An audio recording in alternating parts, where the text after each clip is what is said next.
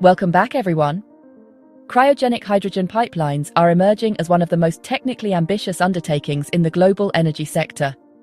Their purpose is to transport enormous volumes of hydrogen in liquid form across entire regions at temperatures below -253 degrees Celsius.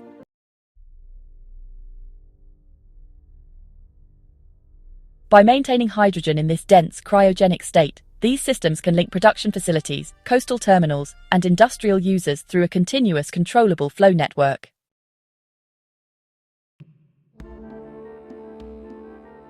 The logic of using liquid hydrogen begins with volume. As a gas, hydrogen occupies nearly 800 times more space than its liquid counterpart. Liquefying it allows the same energy to move through smaller pipes and storage tanks at much lower pressures.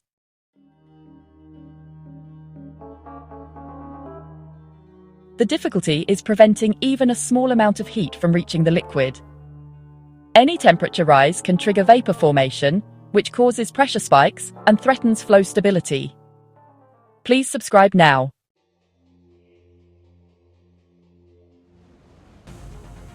Liquefaction is achieved through a sequence of cooling stages that step hydrogen gas down from room temperature to around 20 Kelvin. The gas first passes through a pre-cooling unit using liquid nitrogen, then through turbo expanders that convert pressure into cold.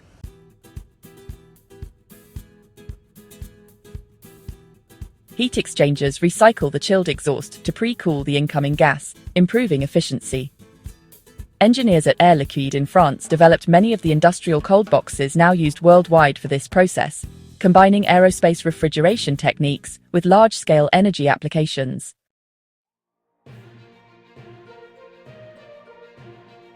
Once the hydrogen condenses into liquid, it flows into storage tanks that serve as buffers between the liquefaction plant and the pipeline. These tanks use multi-layer insulation and deep vacuum chambers to reduce heat transfer to almost nothing.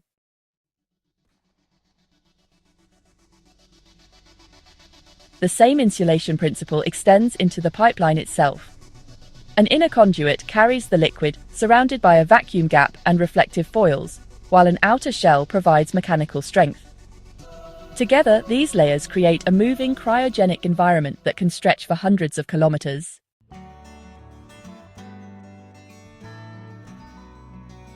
Before a cryogenic pipeline can carry liquid hydrogen, it must be cooled gradually. Operators circulate cold gas to lower the temperature step by step. Cooling too fast risks differential contraction between the inner and outer walls, which could strain welds.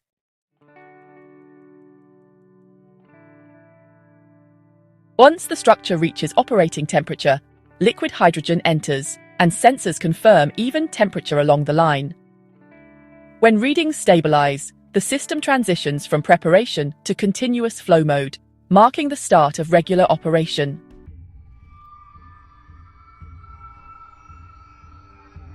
Inside the line, liquid hydrogen moves quietly at low pressure and high density. Because it is thin and light, even small changes in pressure can cause vapor formation.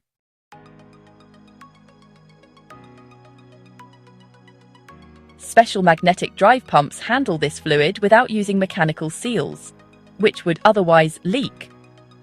The pumps use a magnetic field to spin the impeller through a solid barrier, keeping the hydrogen fully contained.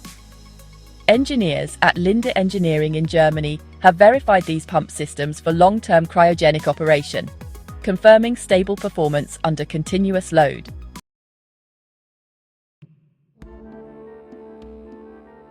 A small amount of hydrogen inevitably vaporizes as it travels, forming what is called boil-off gas.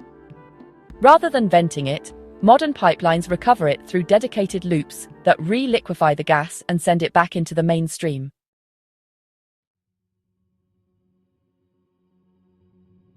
The process is nearly loss-free, ensuring that both pressure and temperature remain constant along the route. These recovery systems also provide valuable diagnostic data, since the rate of vapor formation reflects how well the insulation and vacuum systems are performing.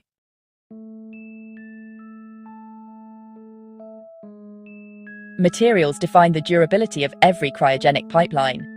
Regular carbon steels lose ductility in extreme cold, so high-nickel stainless steels and aluminum-lithium alloys are favored.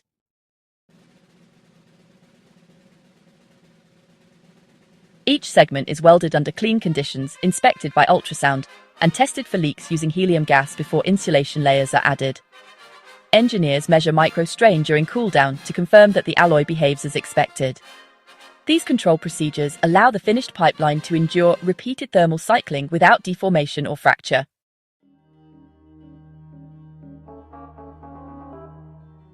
Thermal contraction presents one of the most consistent design challenges. A 1-kilometer length of steel may shrink by several tens of centimeters when cooled from ambient conditions to liquid hydrogen temperature.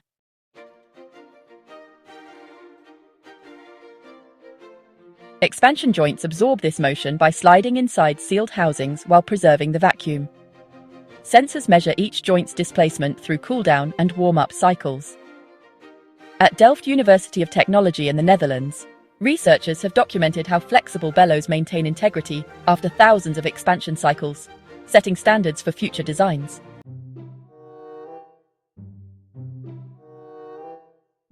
Thermal management defines efficiency across the system.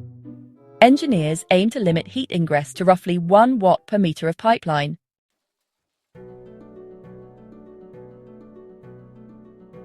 To reach that target, they minimize contact points between the cold inner pipe and the outer shell. Glass fiber supports hold the conduit while transmitting almost no heat. Periodic vacuum pump stations remove trace gases that might carry warmth. When all of these measures work together, the hydrogen stays cold without constant refrigeration, conserving enormous amounts of energy.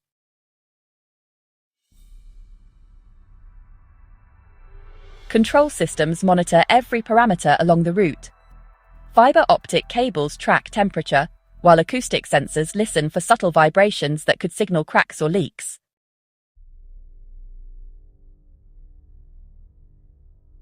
Data from these instruments flows to central control rooms, where predictive software analyzes patterns in real time. If anomalies appear, operators can slow pumps, isolate segments, or reroute flow before problems escalate. This automation allows a handful of technicians to manage hundreds of kilometers of infrastructure with exceptional precision.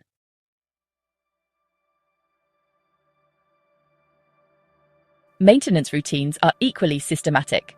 To inspect the interior, operators first warm the pipeline, vent any remaining hydrogen, and purge the line with inert gas. Remote robots then travel through the tube using cameras and lasers to map surfaces and weld seams.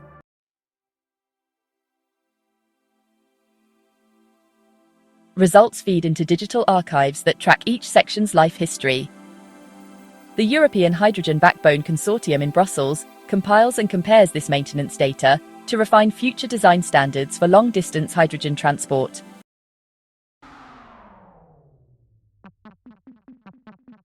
Liquefaction consumes energy, and reducing that cost remains a high priority. Cooling hydrogen from ambient temperature down to 20 degrees Kelvin requires roughly 10 kilowatt-hours of electricity per kilogram.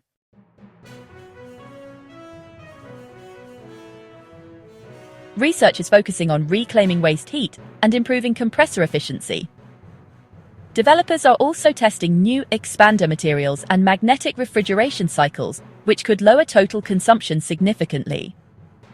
Every incremental improvement in liquefaction efficiency reduces the delivered price of hydrogen and brings pipelines closer to commercial competitiveness.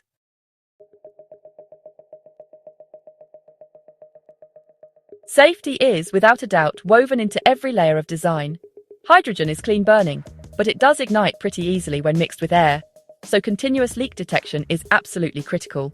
Sensor arrays are always at work, monitoring for trace hydrogen concentrations in the surrounding environment.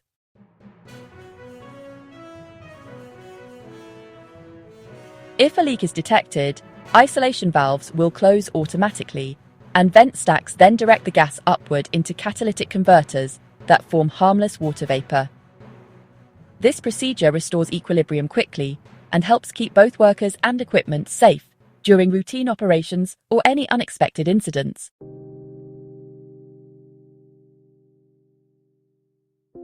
Operating teams train for precision. Every cool-down, warm-up and transfer must follow a strict sequence to protect the structure. Simulated control rooms teach crews to recognize pressure trends and respond before limits are reached.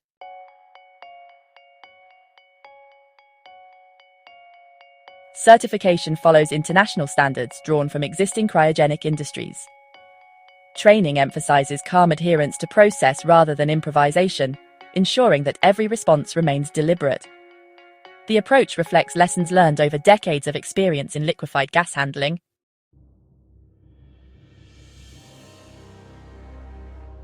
Terminals integrate multiple functions such as liquefaction, storage, and loading. Electrolysis plants supply gaseous hydrogen, which liquefiers convert into liquid for transfer.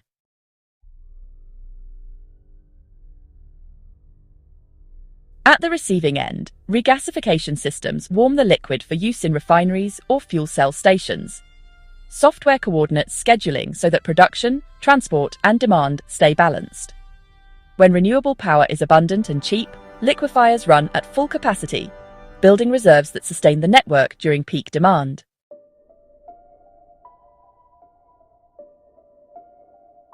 Construction of a cryogenic pipeline follows a predictable series of steps. Surveyors define the route, soil stability is analyzed, and sections are welded under controlled conditions. Insulation and vacuum layers are installed, and pressure tests verify integrity before the line is buried or shielded.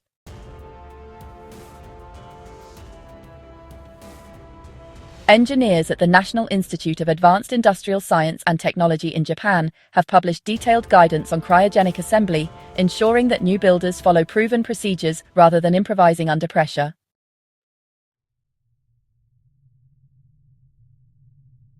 Data collected from existing pilot lines continues to refine designs. Engineers compare performance metrics such as insulation degradation, pressure drift, and pump wear.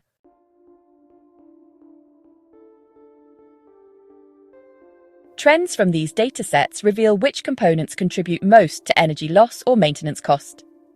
As more kilometers of pipeline enter service, operators can predict maintenance intervals with growing accuracy. Over time, this accumulation of data makes each new generation of hardware more reliable and cost-effective.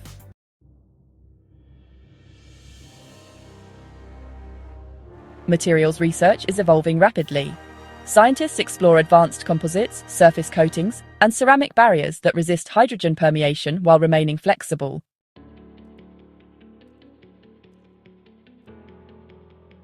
Additive manufacturing allows internal reinforcement structures that were impossible to fabricate just a decade ago. These innovations reduce mass and improve toughness, offering alternatives to traditional welded steel segments.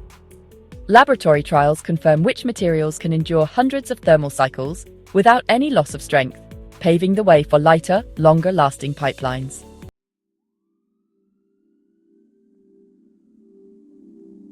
The broader result is a dependable infrastructure for the movement of clean molecular fuel. Cryogenic hydrogen pipelines operate quietly beneath cities, fields, and coastlines, carrying energy in a form that is both compact and controllable.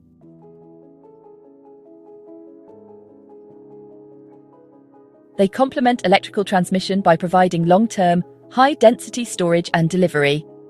Each completed corridor adds practical knowledge, improving methods and materials for the next. The Japanese, European, and American experiences combine to set a foundation for worldwide adoption.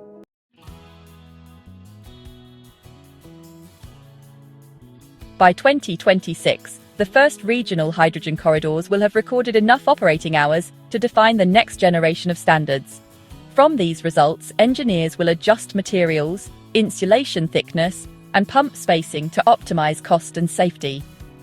Continuous collaboration among laboratories and industry ensures that future pipelines will perform better and last longer.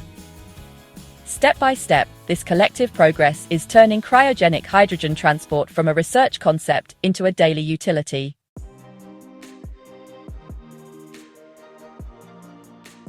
Thank you very much for watching. Please like and subscribe.